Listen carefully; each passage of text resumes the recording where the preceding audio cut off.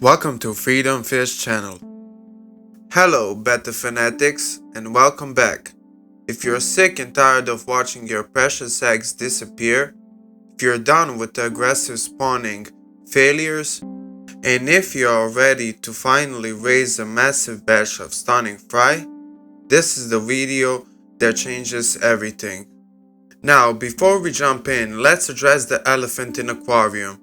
I know many of you are here because you see the potential for the profit. And yes, there can be great money in breeding high quality bettas.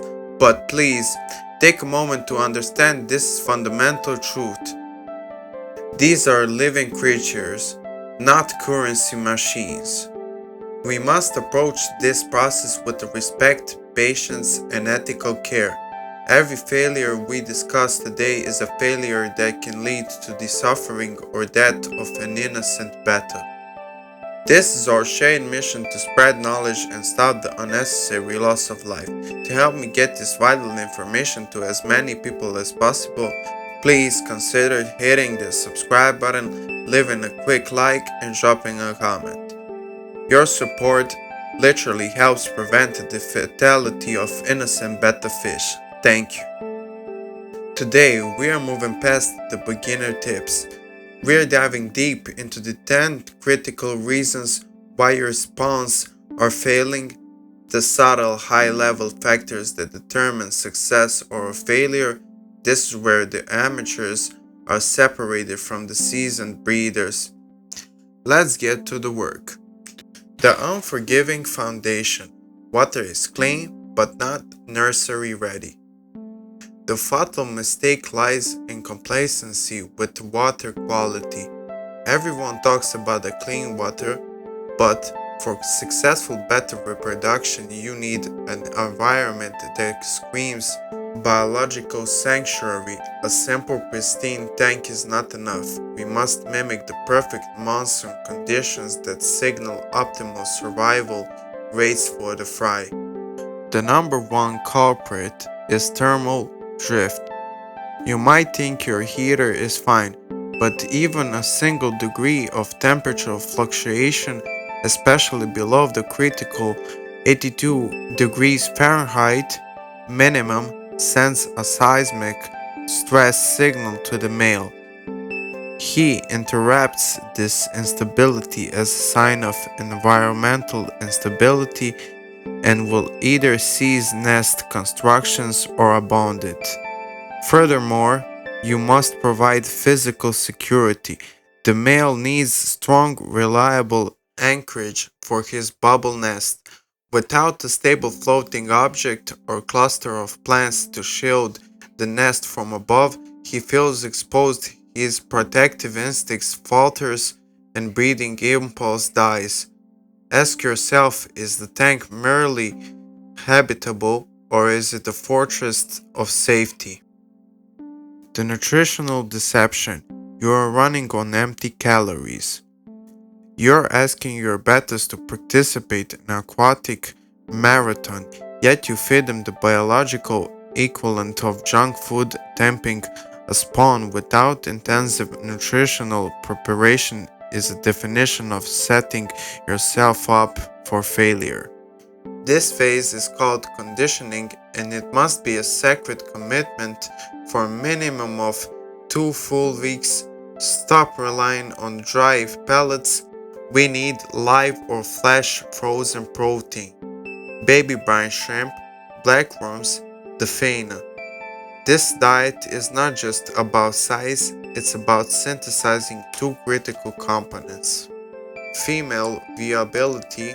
The protein ensures the female's eggs are rich in yolk, making them sticky, robust, and highly viable for fertilization. Male stamina. It provides the tireless energy needed for the male to build a massive, thick, multi-layered bubble nest and perform the grueling, non-stop duties of a fatherhood for several days without sustenance. If your fish are not bulging without vitality before introduction, your spawn is already compromised. The immaturity barrier, breeding ambition over biological reality. The thrill of breeding often leads to impatience, resulting in the use of a fish that are simply too young and too small. Reproductive capacity is intrinsically linked to the physical maturity. Avoid any fish under the 1.75 inch or let's say 4.5 centimeters body length mark. When a male is undersized, his attempts at courtship are often perceived as chaotic or weak, triggering aggression rather than submission from the female.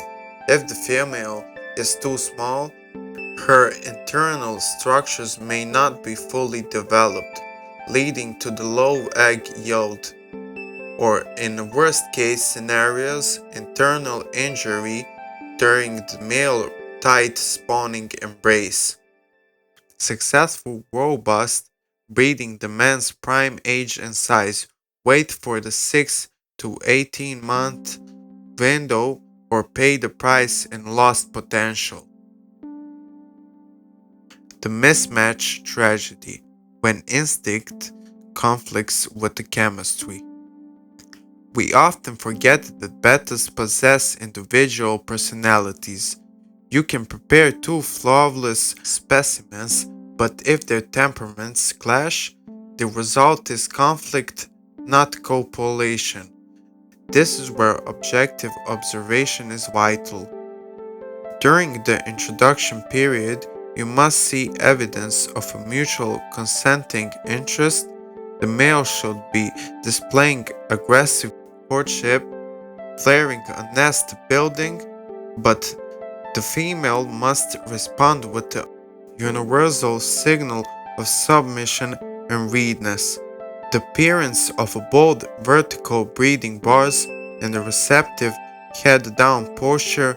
If you witness one fish constantly retreating or an immediate sustained intensity of aggressive flaring without those stripes, they are fundamentally mismatched.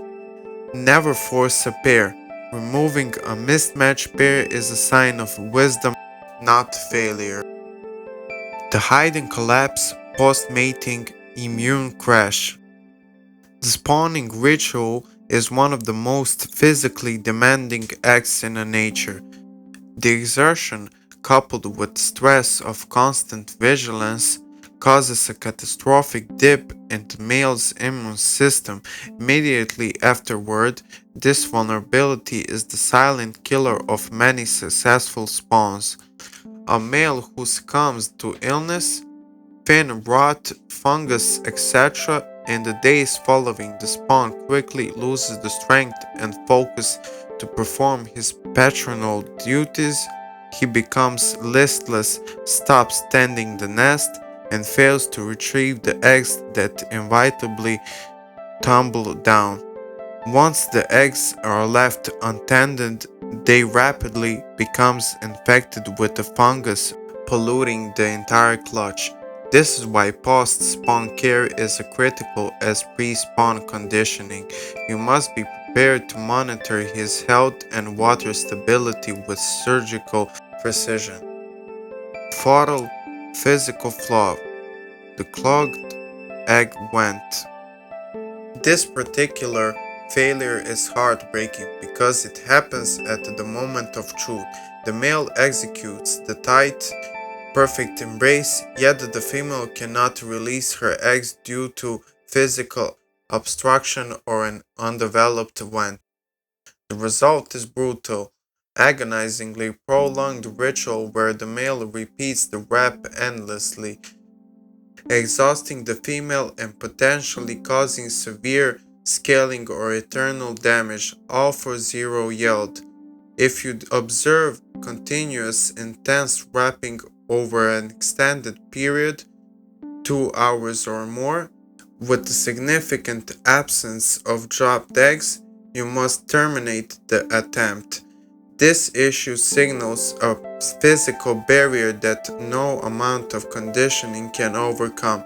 Intervention prevents unnecessary suffering and preserves your female for potential future attempts. Male is too old, very slow. Males that are 2 years old or older are too slow. They look big but they have no energy. An old male will build a very small tin nest. He will not have the power to guard it for days. He is too slow to pick up the fry when they fall. Use a younger, stronger male. The male eats the eggs. Panic. This happens when the father feels unsafe. He panics and eats his family. The main reason is stress. You check the tank too often, loud noises or bright lights scare him. He thinks a danger is near and eats the eggs to hide evidence. Also, he must be full before breeding. Reason 2. Give him peace and quiet for 3 days. You disturb the tank too much, the helicopter. Your excitement can kill the fish. You look into the tank every 10 minutes. This is called the helicopter breeder. Every time you lift the lid or shine a light, you stress the male. Stress make him eat the eggs. Stop looking. Check the tank only once a day. Very quietly, the male knows his job. Taking the father away too soon. Fry drown. The male's job is not over when the eggs hatch. This is big mistake. The male must stay until the babies can swim straight on their own. Free swimming. Before this, the babies just fall down. The male puts them back in the nest. If you take the father out too soon, the babies sink to the bottom and die. Wait until they swim away from the nest before you remove the male.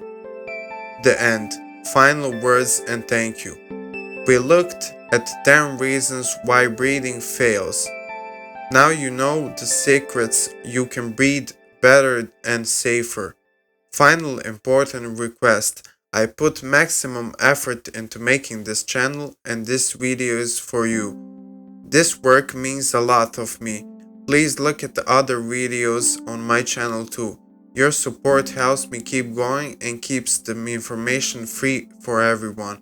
If this guide helped you, please drop a comment below and what you learned. And please smash that like button and subscribe to the Freedom Fish channel. Thank you for watching. Go breed strong, healthy bettas. See you next time.